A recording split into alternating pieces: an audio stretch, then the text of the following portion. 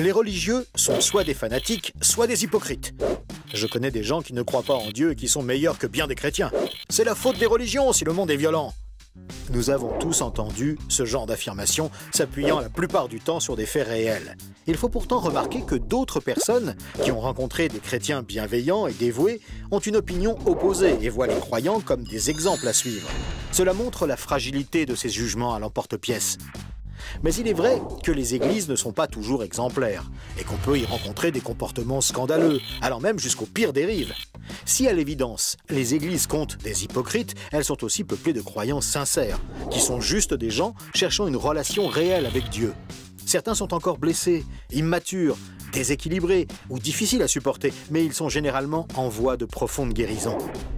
Ce qui implique qu'il faudrait peut-être plutôt voir les églises comme un grand hôpital, où affluent des hommes et des femmes conscients de leurs besoins et qui viennent chercher auprès de Dieu une certaine forme de guérison. Ces chrétiens ne sont donc pas des gens parfaits, et même parfois encore très loin de connaître la paix et l'amour présentés dans la Bible.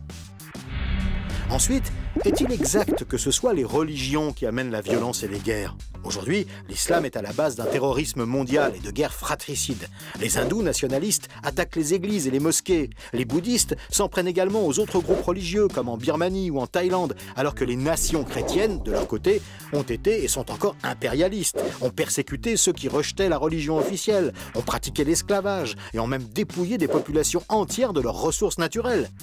Mais que faut-il alors penser des régimes communistes, soviétiques, chinois, cambodgiens ou nord-coréens qui ont banni toute forme de religion et se sont déclarés libérés de toute croyance en Dieu? Sont-ils pacifiques et exempts de toute violence? Que dire encore du nazisme qui croyait dans la supériorité raciale? Combien de victimes, d'emprisonnements, de goulags, de guerres civiles, de génocides et même de guerres mondiales ont été perpétrées au nom de ces idéologies? Il semble donc que, religieux ou non, l'homme soit habité de tendances violentes, qui dégénèrent régulièrement dans d'horribles conflits. Si on veut approfondir, il faut encore remarquer que les dérives ou comportements corrompus de certains croyants sont exactement ceux que dénonce la Bible. Il ne faut pas oublier que ce sont précisément les prophètes de la Bible qui ont dénoncé sans relâche les attitudes dévoyées des chefs d'Israël ou les pratiques corrompues du peuple. Jésus lui-même a confronté les religieux à leur fausseté, dénonçant leur piété de façade, alors qu'ils tordaient la Bible pour justifier leur comportement. Si Marx a accusé le christianisme d'être l'opium du peuple, il a oublié de dire que la Bible avait déjà clairement dénoncé l'hypocrisie et les exactions des chefs religieux longtemps avant lui.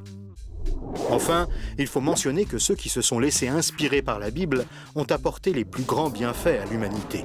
Le christianisme a amené la fin des sacrifices humains et la fin de l'esclavage, pratiqué même dans de grandes sociétés comme Rome ou Athènes. Il a apporté le respect de la vie.